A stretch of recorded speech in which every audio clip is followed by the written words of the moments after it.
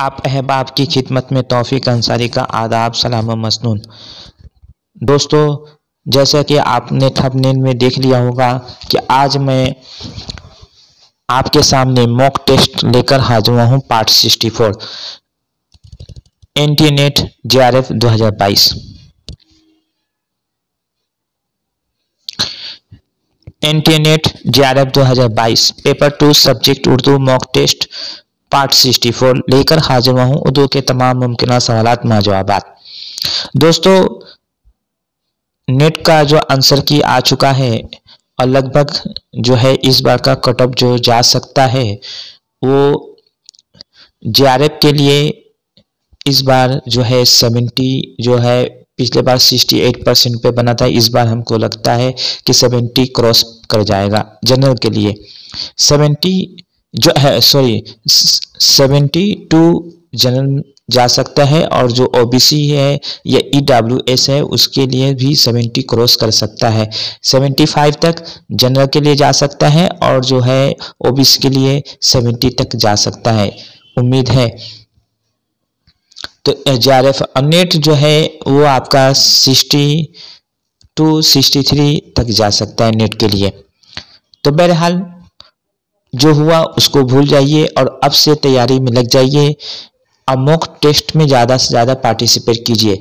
और एक चीज़ याद रखिएगा कि किसी भी सवाल को आप नज़रअंदाज नहीं कर सकते, क्योंकि अक्सर ये ऐसा होता है कि आप जो है जो मुश्किल सवालात को आप हल कर लेते हैं, लेकिन आसान जो सवालात होते हैं उसमें आप जो है ओवर कॉन्फिडेंस होने की वजह से गलती कर देते हैं, जिसकी वजह से जो है आप जो है जेआरएफ या नेट क्वालिफाई करने से कासिर हो जाते हैं। और ऐसा मेरे साथ भी मामला हुआ।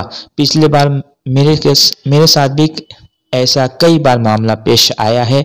मैं आसान सवालात जो है ओवर कॉन्फिडेंस होने की वजह से गलती कर बैठता हूँ। इसलिए मैं आपको समझा रहा हूँ, इससे बचने के लिए आपको क्या करना है कि मॉक टेस्ट में ज़्यादा से ज़्यादा पार्टिसिपेट करना है। इसलिए मैं मॉक टेस्ट ज़्यादा यूज करता हूँ ताकि आप जो है सवाल को ज़्यादा से ज़्यादा मॉक टेस्ट के जरिए आसान समझ लें, आपके जहन नशी हो जाए और आप इम्तहान में अच्छे नंबर से पास हो सके, आपका नेट जेआरएफ क्वालिफाई हो जाए। और ये भी मैं बताता चलूँ कि सिर्फ आपको मॉक टेस्ट सिर्फ उर्दू पे ही फोकस नहीं करना है, बल्कि फर्स्ट पेपर पे भी फोकस करना है, क्योंकि उर्दू में सभी बच्चे जो है 80+ नंबर 80-70+ कर देते हैं, लेकिन फर्स्ट पेपर ख़राब होने की वजह से जो है वो जेआरएफ से महरूम हो जाते हैं। और ये मामला मेरे साथ भी होता है। इसलिए मैं फ़र्स्ट पेपर पे ख़ास तवज्जो करता हूं, लेकिन फ़र्स्ट पेपर पे और ज़्यादा मेहनत करने की ज़रूरत है। और अगर जेआरएफ आप क्वालिफाई करना चाहते हैं तो आप जो है ज़्यादा से ज़्यादा जो है फर्स्ट पेपर पे भी तवज्जो दीजिए, ताकि आपका जो है जेआरएफ आसानी से क्वालिफाई हो जाए। जेआरएफ होने से क्या होता है कि आपका जो है पीएचडी में एडमिशन जल्दी हो जाता है, और जैसे ही पीएचडी में आपका एडमिशन हो जाएगा इंशाल्लाह आपका जो है फेलोशिप जो है स्टाइपेंड मिलना शुरू हो जाता है। बहरहाल तो आइए बिना देर किए शुरुआत करते हैं। Let's start now. पहला सवाल आपकी स्क्रीन पर ये रहा, झेल में से कौन सी नज़्म मखदूम मयूदीन के शेरी मजमूए गुले तर में शामिल है? तो 4 ऑप्शन आपके स्क्रीन पर हैं। 5 सेकंड का वक्त दिया जा रहा है, आप जवाब देने की कोशिश कीजिए। इसका सही जवाब है ऑप्शन नंबर 3। चांद तारों का बन जो है उनकी जो मशहूर मारूफ नज़्म है वो उनके मजमूए गुले तर में शामिल है। क्वेश्चन नंबर 2 है, ड्रामा ज़िहाक में कुल कितने मनाजिर या सीन हैं? ये मोहम्मद हसन का ड्रामा जो है ज़िहाक, उसमें कुल कितने मनाजिर हैं? तो इसका सही जवाब है ऑप्शन 1, 6 मनाजिर हैं, 6 सीन हैं। क्वेश्चन नंबर 3 है, इनमें से मार्कसी नक्काद कौन है? कौन डबल आ गया है, कौन है? तो मार्कसी नक्काद जो है वह मोहम्मद हसन है। क्वेश्चन नंबर 4 है, कैथारसिस का फलसफा किसने पेश किया था? तो इसका सही जवाब है ऑप्शन नंबर 2, अरस्तु ने पेश किया था। क्वेश्चन नंबर 5 है टकराती, कतराती, मुड़ती, उतलाती, शर्माती और सुस्ताती ये सब अल्फाज अख्तर ईमान के किस नज़्म में आए हैं? तो इसका सही जवाब है ऑप्शन नंबर 2 पगडंडी में आए हैं।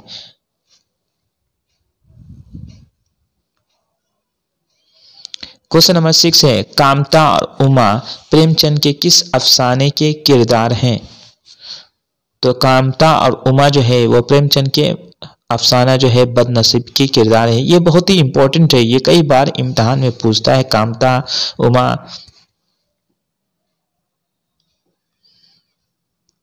क्वेश्चन नंबर 7 है अफसानी मजमू अलाओ का तारुफ किसने लिखा है?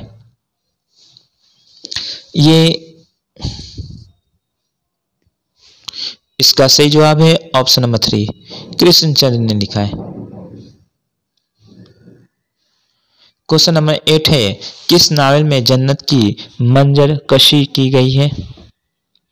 इसका सही जवाब है ऑप्शन नंबर 4 फिरदौस से बरी में। क्वेश्चन नंबर 9 है हुस्न कूज़ागर ने कितने अरसे तक अपने कूजों की जानिब पलट कर नहीं देखा था? इसका सही जवाब है ऑप्शन नंबर 3 9 साल तक। हुस्न कूज़ागर जो है ये नूर मीम राशिद की नज़्म है। उस नज़्म में हुस्न कूज़ागर ने कितने अरसे तक अपने कूजों की जानिब पलट कर नहीं देखा था? तो 9 साल।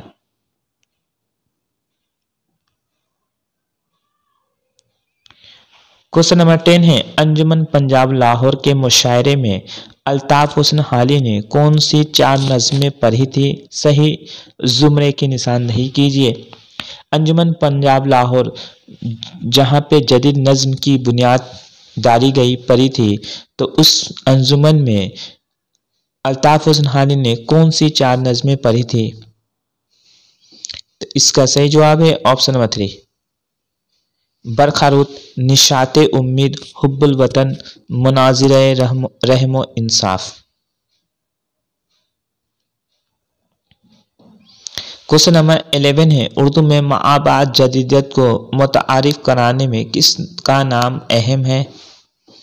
तो इसका सही जवाब है ऑप्शन नंबर 1 वजीर आगा का नाम अहम है। वजीर आगा के अलावा गोपी चंद नारंग जिन्होंने माबाद जदीदियत पर किताब लिखी थी और यानी माबाद जदीदियत को मुतारिफ कराने में वजीर आगा और गोपी चंद नारंग का नाम अहम है।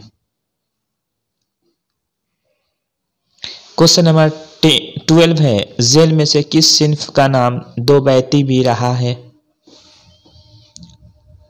इसका सही जवाब है ऑप्शन नंबर 2 रुबाई को। दो बैती के मतलब 2 शेर वाली नज्म जो है रुबाई है। इसमें 4 मिसरों में एक मुकम्मल मौज़ूआत को पेश किया जाता है, दो बैती इसको कहा जाता है। क्वेश्चन नंबर 13 है जेल में से किस सिन्फ़े सुखन की कोई मखसूस हैयत नहीं है? इसका सही जवाब है ऑप्शन में शहर आसोब जिसमें ज़माने की बिगड़ी हुई हालात अबतरी तनज़्ज़ुली को पेश किया जाता है, उसको कहा जाता है शहर आसोब। उसकी कोई मखसूस हैयत नहीं है।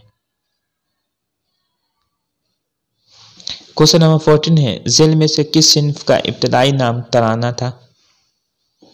इसका सही जवाब है ऑप्शन नंबर 4 रुबाई का इब्तदाई नाम तराना था। रुबाई को तराना के नाम से, 4 मिसरई के नाम से और जो है खस्सी के नाम से जाना जाता है।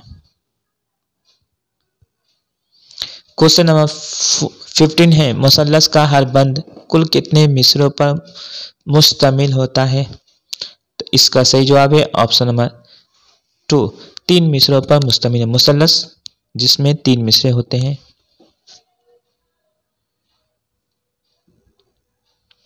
क्वेश्चन नंबर 16 है सबसे पहले किसे इस्लाह ज़बान का ख्याल आया? तो इसका सही जवाब है ऑप्शन नंबर 4 नासिक को ख्याल आया। और एक सवाल ये भी आता है किसने इस्लाह ज़बान की तहरीक की शुरुआत की थी? तो वो भी नासिक ने की थी। इस्लाह ज़बान की तहरीक का आगाज़ भी है नासिक ने ही किया था और सबसे पहले इन्हीं को इस्लाह ज़बान का ख्याल आया था। क्वेश्चन नंबर 17 है, जेल में से कौन हल्के अरबाबे ज़ौक़ से वाबस्ता नहीं था? तो इसका सही जवाब है ऑप्शन नंबर 3, शौकत सिद्दीकी जो थे वो हल्के अरबाबे ज़ौक़ से ताल्लुक़ नहीं रखते थे, इनका ताल्लुक़ जदीदियत से था। क्वेश्चन नंबर 18 है, किस तहरीक को उर्दू का निशाते शानिया कहा गया है? इसका सही जवाब है ऑप्शन नंबर 3, अलीगढ़ तहरीक को उर्दू का निशाते शानिया कहा गया है। अलीगढ़ तहरीक उर्दू में सबसे पहली तहरीक थी जो एक इस्लाही और तालीमी तहरीक थी।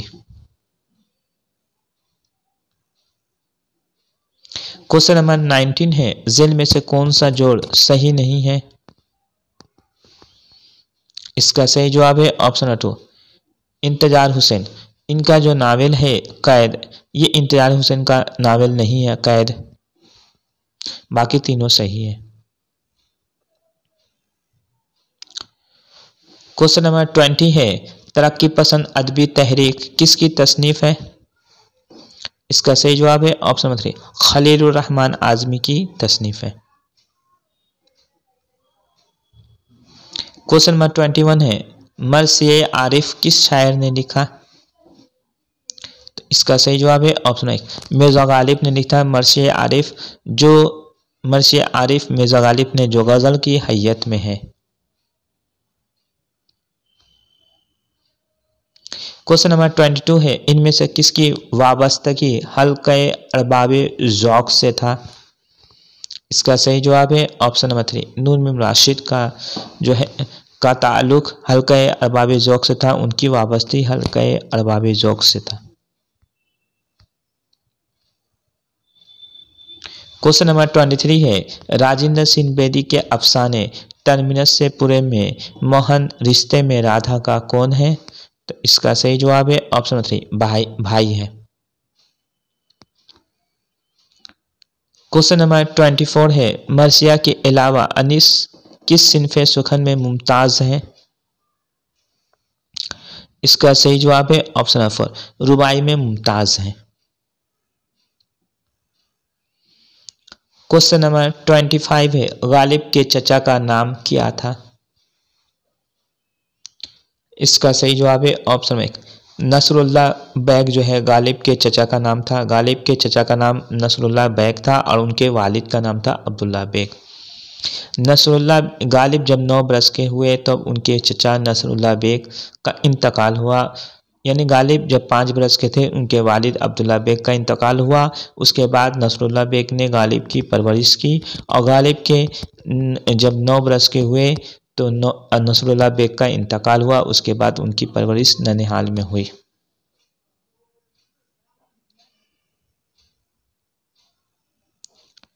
क्वेश्चन नंबर 26 है, ज़िगम डकारता हुआ निकला कछार से, इस मिसरा का ताल्लुक किस सिन्फ़े सुखन से है? इसका सही जवाब है ऑप्शन नंबर मर्सिया से है। ये दबीर का मर्सिया है जो हमारे निसाब में शामिल है। क्वेश्चन नंबर 27 है, रुबाई में कितने मिसरे होते हैं? इसका सही जवाब है ऑप्शन नंबर 3, 4 मिसरे होते हैं। इस बार का जो एक सवाल आया था 4 मिसरे दिए हुए थे और पूछा गया था कि ये जो बंद है वो किस सिन्फ से ताल्लुक़ रखता है, रुबाई था कता था, लेकिन वो ज़्यादातर कई लोगों ने उसे रुबाई में टिक आउट किया। रुबाई तो था ही लेकिन कता हरगिज़ नहीं हो सकता है, क्योंकि कता होने के लिए रुबाई का जो है पहला, दूसरा और चौथा मिसरा हम काफ़िया और हम रदीफ़ होता है, जबकि कता का दूसरा और चौथा मिसरा हम काफ़िया और हम रदीफ़ होता है। याद रखिएगा, रुबाई में चारों मिसरे काफ़िया में हो सकते हैं, लेकिन कता में चारों मिसरे काफ़िया में होना मुश्किल है, नहीं होते हैं, इसलिए ये वो रुबाई ही था, याद रखना है। क्वेश्चन नंबर 28 है, हाइको में कुल कितने मिसरे होते हैं? इसका सही जवाब है ऑप्शन 1, 3 मिसरे होते हैं। हाइको एक जापानी सिन्फ है, एक जापानी कदीम सिन्फ है जिसमें 3 मिसरे होते हैं।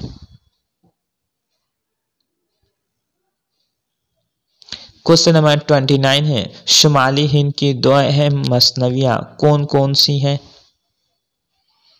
इसका सही जवाब है ऑप्शन नंबर 2, गुलजार नसीम और सहरुल बयान। ये शुमाली हिंद की दोनों मसनवियाँ हैं, जबकि सहरुल बयान और कदम राव जो है ये दक्कनी मसनवियाँ हैं और सहरुल बयान ये शुमाली हिंद की है। गुलजार फुलवंत भी दक्कनी मसनवी है, कुतुब मुस्तरी भी दक्कनी मसनवी है और शुमाली हिंद की बिकत कहानी यानी इन तीनों में कुतुब मुस्तरी और बिकत कहानी इन तीनों में दक्कन और शुमाली हिंद मिला के है, लेकिन ऑप्शन नंबर 2 में गुलजार नसीम और सहरुल बयान जो है ये गुलजार नसीम की, ये शुमाली हिंद की मसनवियाँ हैं।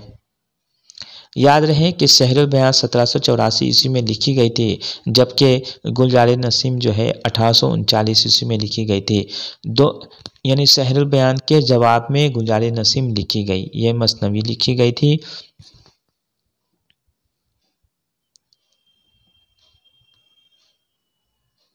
क्वेश्चन नंबर 30 है, शहजादा जाने आलम किस शहजादी पर आशिक होकर आमादे सफ़र हुआ था? तो इसका सही जवाब है ऑप्शन नंबर 3, अंजुमन आरा पर आमादे सफ़र हुआ था। तोते की ज़बान से अंजुमन आरा की खूबसूरती का किस्सा सुनता है और उस पर आशिक हो जाता है और उससे मिलने के लिए बेताब और बेचैन हो जाता है और आमादे सफ़र पर निकल जाता है। दोस्तों मेरी ये वीडियो आपको कैसी लगी? अगर अच्छी लगी तो चैनल को सब्सक्राइब कीजिए, लाइक कीजिए और वीडियो को ज़्यादा से ज़्यादा अपने दोस्तों में शेयर कीजिए। आज के लिए इजाज़त दीजिए अपने दोस्त तौफीक अंसारी को। अल्लाह हाफिज़।